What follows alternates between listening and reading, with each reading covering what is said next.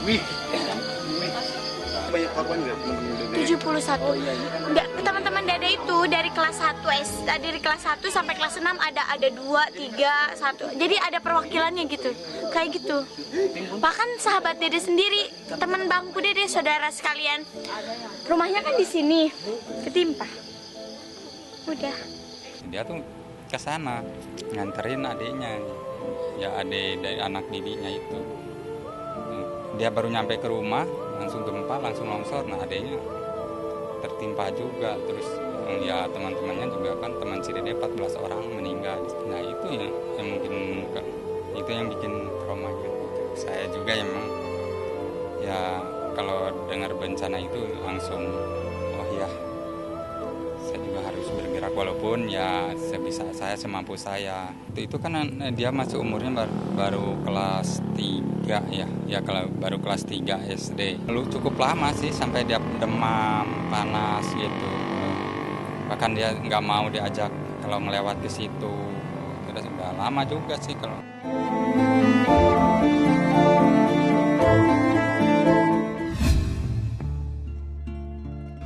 Dari bulan lalu tidak siap bikin laporan polisi. Tapi kami tidak mau mengeksekusinya sepanjang masih bisa damai-damai. Tapi kelihatannya sulit karena eskalasinya kok semakin jelek. Ya. Janet itu merasa ini orang harus dikasih pelajaran. Sementara dugaan penggelapan. Ya. Kerugiannya sekian. Nanti kita serang kepada penyidik. Soal angka itu kan relatif. Untuk membuktikan pidana kan tidak tergantung besarnya jumlah kerugian. Ya, ada kerugian yang patut jumlahnya, jangan pula kerugian sangat kecil. Di LPG itu kan cari-cari penyakit orang. Ini enggak. Dari sudut jumlah ini patut dan pantas untuk dilaporkan secara teknis. Dia pernah berikan uang itu untuk pembelian motor 2 kali, berarti 2 unit. Harga 1 unit itu 150 juta. Ya, 2 kali berarti 300 juta dalam tengah waktu sekian bulan atau kasihnya beli motor, ya 2 kali. Ternyata motor itu pun dijual, uangnya tidak kembali, berarti tanda kutip dinikmati sendiri kan? Itu kan aset keluarga, gitu loh. Itu kan milik keluarga gitu loh. Kamu jual, kamu nikmati uangnya, berarti secara pidana kamu harus bertanggungjawabkan, gitu loh.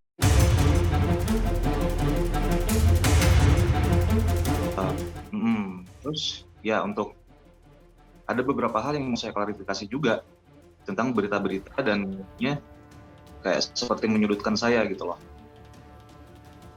Pertama ada beberapa berita di luar sana dan berdasarkan dari wawancara dengan JJ juga itu yang benar, tidak sesuai fakta. Yang kedua, untuk tuntutan Gonogini, penuntutan Gonogini itu lawyernya JJ ada di salah satu link berita juga mengatakan bahwa saya menuntut semua asetnya Dinita Janet.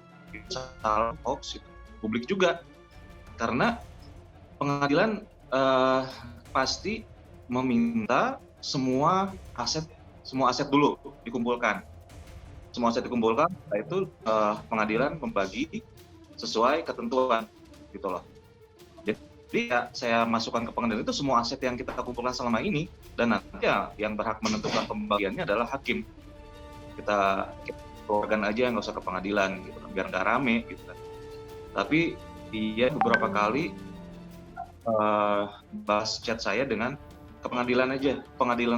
Itu dia yang minta ke pengadilan, bukan saya yang nuntut ke pengadilan, tapi dia yang mau gitu ke pengadilan.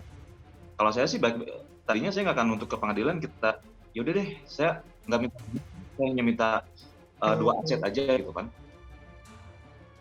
Saya hanya minta 2 aset saja yang menurut saya itu juga nggak sepertiganya lah dari keseluruhan aset yang pernikahan kita gitu loh. Rumah di Pondok Gede dan kendaraan. Kalau dia bilang, oh Janet mah terlalu takut kehilangan harta, di sini kita lurusin. bukan takut kehilangan harta. Apa yang menjadi hak saya akan saya perjuangkan. Kalau memang di sini ada hak kamu, silahkan ambil. Hati kecil kamu nggak bisa bohong ya.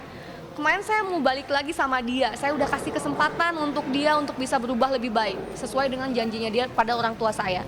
Tapi itu ternyata tidak dilaksanakan dengan baik. Dia malah mengejar perempuan lain.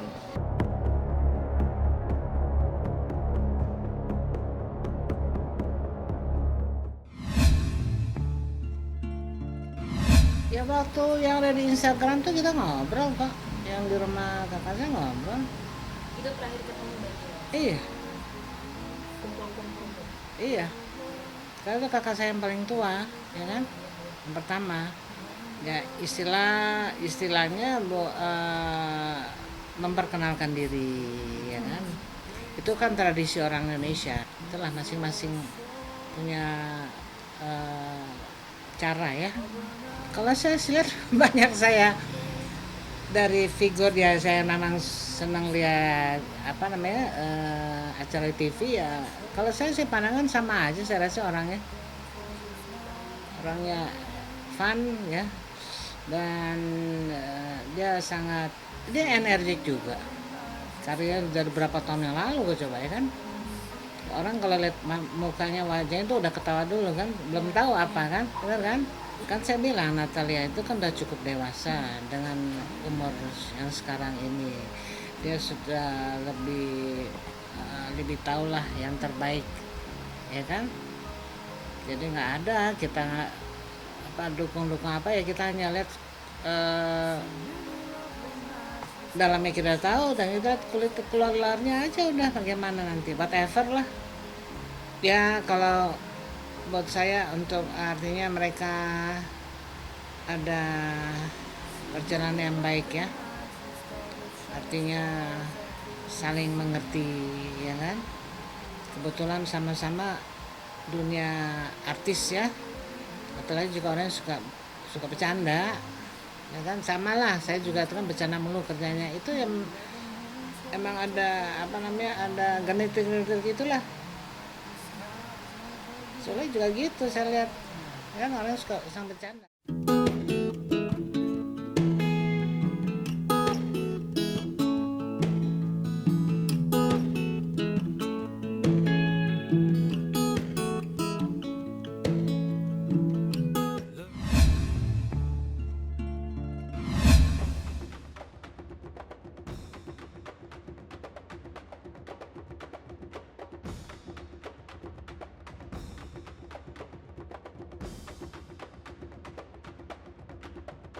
Memang dari awal itu kan kita bertiga memang sudah punya komitmen gitu kan.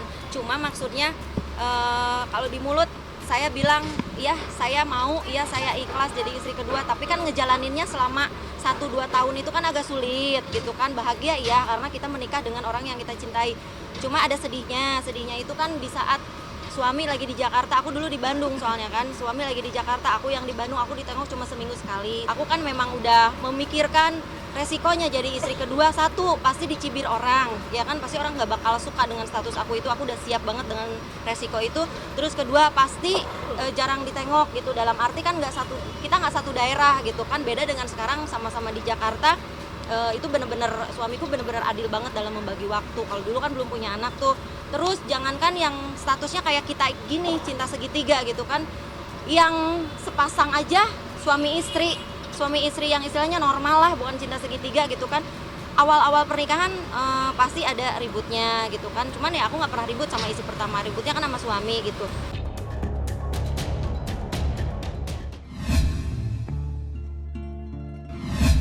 Mulai tidak bisa mencium, itu gejalanya. Tapi ada lagi orang yang buang-buang air katanya.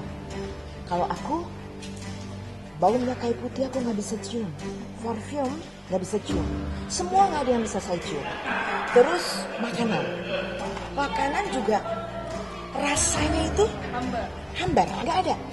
Terus perut kayak kembung. Sedangkan kita butuh air, harus minum banyak supaya imun kita naik. Ini tahu nggak saya sampai di lab itu nggak punya gizi sama sekali, 0. Bayangin, kali dimakan sama dia kali ya, bakal banget, kayak udah sih turun. Nah begitu pulang nih sekarang, dia bilang jangan pakai diet ya, Umi. Imunitas ini jangan sampai jadi turun. Jadi saya mau tidak mau harus minum cucu, ini minum madu 20 hari kan. Isolasi di rumah lagi 2 minggu lagi. Itu malah lebih sampai sekarang isolasi, memang nggak pernah ketemu siapa-siapa, tidak izinkan untuk teman nggak bisa ditemuin dulu. Itu kalau Umi waktu itu kan ada demam dan mual. Tetapi yang mendasar yang semuanya rasakan sama adalah kehilangan penciuman dan rasa. Umi waktu itu alhamdulillah bersyukur kepada Allah karena sampai dengan saya masuk ke rumah sakit, sampai dengan keluar lagi, dan sampai dengan sekarang Umi tidak mengalami sesak nafas. Walaupun udah ada flek di parunya, tapi setelah kita scanning kan memang hasilnya adalah masih tipis. Umi juga sebenarnya kan nggak sesak ya. Dan tapi untungnya kita cepat ngambil keputusan bawa ke rumah sakit dan sebagainya, ternyata memang bukan sesak tapi ada pengentalan darah gitu kan. Untuk orang tua kan ini jadi catatan juga gitu ya, bahwa nggak bisa kita cuma ngelihat oh dia nggak sesak, kita nggak tahu yang diserang di mana gitu. Untuk orang yang punya penyakit bawaan yang udah Mas aja, jadi waktu dibilangin harus opname, oh kenapa Umi di opname, ya Umi sakit, oh gitu, ya udah, jadi udah kita bismillahi tawakal itu Allah. Nggak ada kepikiran gitu, udah pokoknya doa aja. Barangkali berangan-angan tuh kalau saya ini enggak, aku enggak. Itu nggak apa, alhamdulillah. Makanya jadi